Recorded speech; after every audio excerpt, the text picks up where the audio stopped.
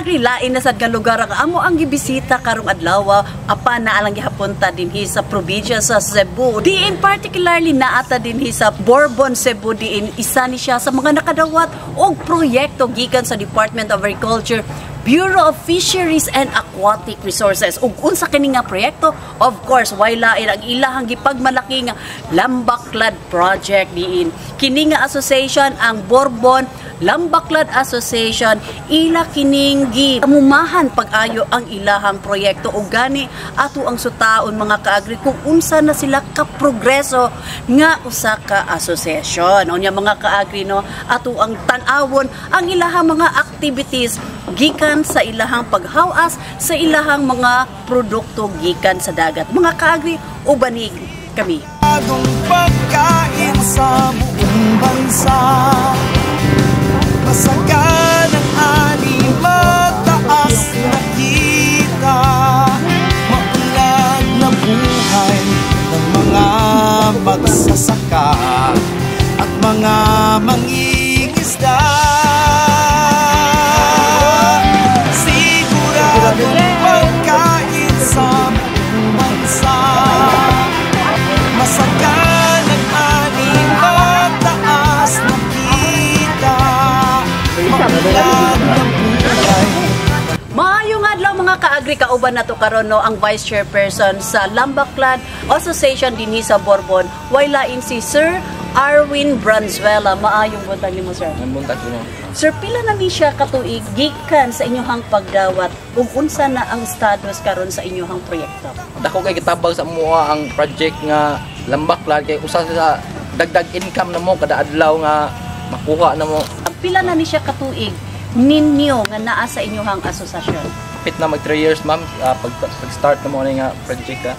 Okay, after sa inyong 3 years, unsay nakita ninyo nga benepisyo sa kaniadto nga wala pa ang inyong proyektong Lambaklad? Sa pag-start mo sa Lambaklad project, dako ikay katabang sa mua kay dagdag income, habuntag dili income kinahanglan palit og isda para panudan. Karon ko ka encounter nga mga isda siya lahi ra sa makuha pud mo sa among panagat kay lahi man ni siya nga project kay passive nga siya nga kuan, lahi ang musod sa diha ba.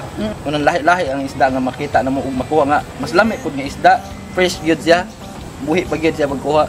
Kapila man mo mag-harvest sa inyong Lambaklad? Kaduha sa usa ka adlaw, pero nagdepende gyapon sa gitawag lag current. Dili man mo mapugos kay magisim pong pokot kung pugso na mo harvest siya. Naabay higayon sir nga ubay-ubay ang inyong mga nakuha nga isda?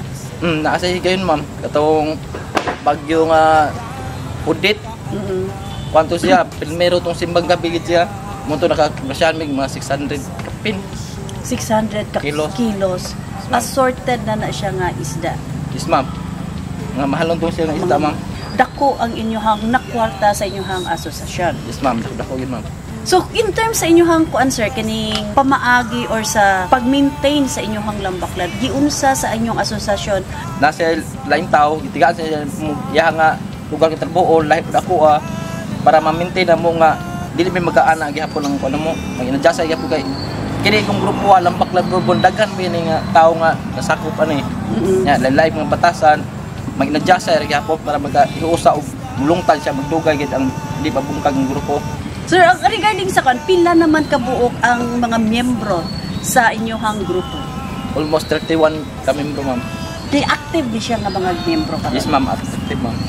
Sir, kanang paghatag sa maong proyekto, wala ba mo'y pagduha-duhang? Yes ma'am, huwag may pagduduha ma'am. Gidawat yun na mo siya ma'am kay total namin nila panagat ito. Kung matukol na sad na mo sa katong time pag matukol na mo dagdag income sa damo nga dawat na mo. Wala gyud may pagduduha gidawat gyud na mo. Kay opportunity ba siya nga makakuan siya.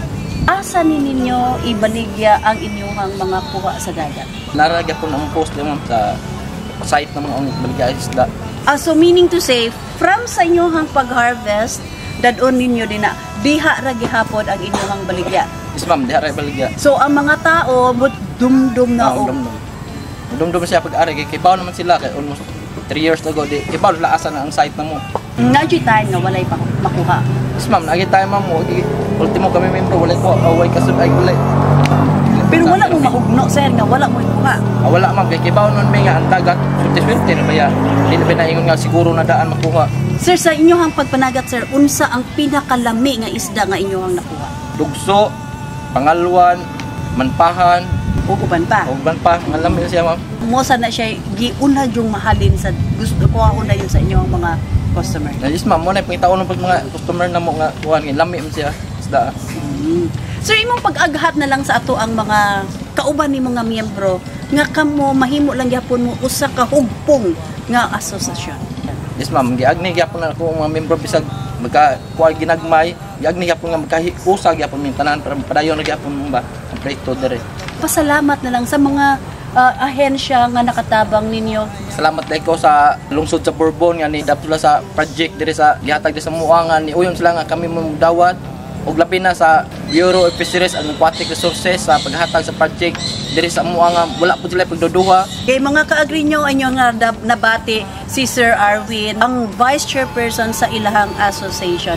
Unya, dako ang iyahang pagpasigar po nga isa sila sa usa sa mga malampuson nga mga Lambaklad Association. Mga ka-agree, ato ang sayran ang ilaha lang gihapong mga activity sa ilahang Lambaklad. Mga mangingisda, siguradong pagkain sa bansa.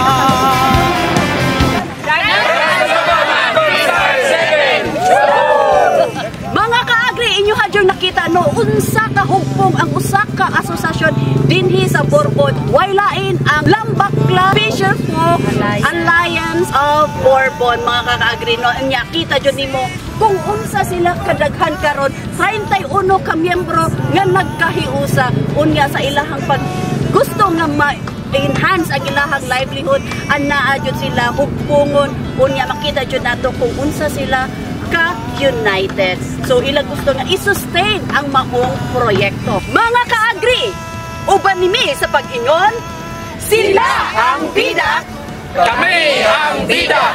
para sa Agri-Oki!